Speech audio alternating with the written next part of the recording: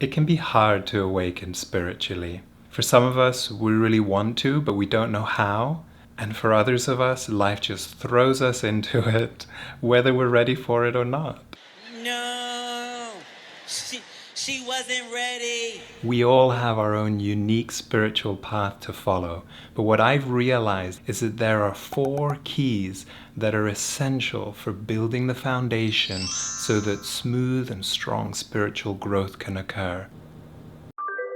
The first key that we need is to open up our divine connection to the Creator, to the source of unconditional love.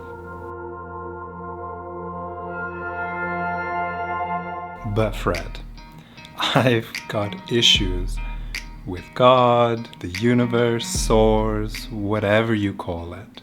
Join the gang. We've all got issues of some sort with our Creator. This isn't about religion. You can follow whatever religion you like, or none at all. This is simply about being a human here on Earth. It's not enough for me to remind you that we are these spiritual beings at our core. You need to experience that for yourself for it to be meaningful. The second key that we need is to open our heart. Because the part of us that has the direct connection to our source is not our brain, but is actually our heart. It is only through our heart that we can experience feelings of peace, happiness, and love. But it goes deeper than that. It's the part of us that receives all the love and support for us from our source. As our heart opens, not only does our connection to the source improve, but our spirit within our heart also grows.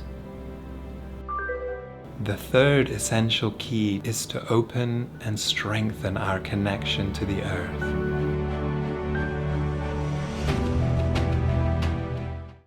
But Fred, didn't you just get done telling us that we're these spiritual beings? So aren't we supposed to rise above our worldly selves?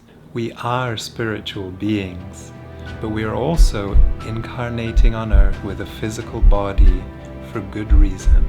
Our planet is magnificent. We already know how much it does to support and enrich our lives. The fresh air, water, gravity, the list is huge. But we need to improve the way that we connect to it energetically. By strengthening our connection to the earth, this grounds us, which is very helpful in balancing our spiritual side. It is also a source of earth energy, which is vital for our physical bodies, as well as providing additional support for worldly matters in our life, such as prosperity. The fourth essential key for an effective spiritual awakening is a proper Kundalini awakening. But Fred, I don't care how many times you say the word awakening. Kundalini is a big deal. It's hard to do, and I've heard it's a little bit dangerous. I hear you. The Kundalini is legendary, and with good reason. As we know, with great power comes great responsibility. That is why this particular gift comes to us dormant, and we need to awaken it with the proper care and preparation. It is the most effective energy for cleansing and developing our non-physical bodies.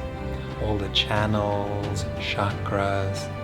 Kundalini is a wonderful gift that we've all been given that will drastically accelerate our spiritual growth.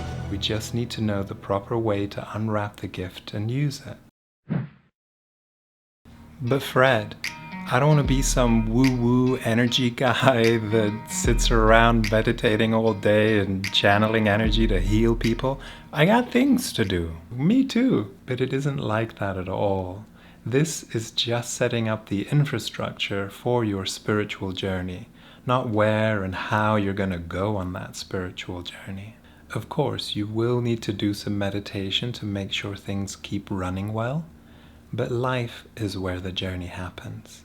If we were supposed to meditate all day, we would have been created as rocks, not as people.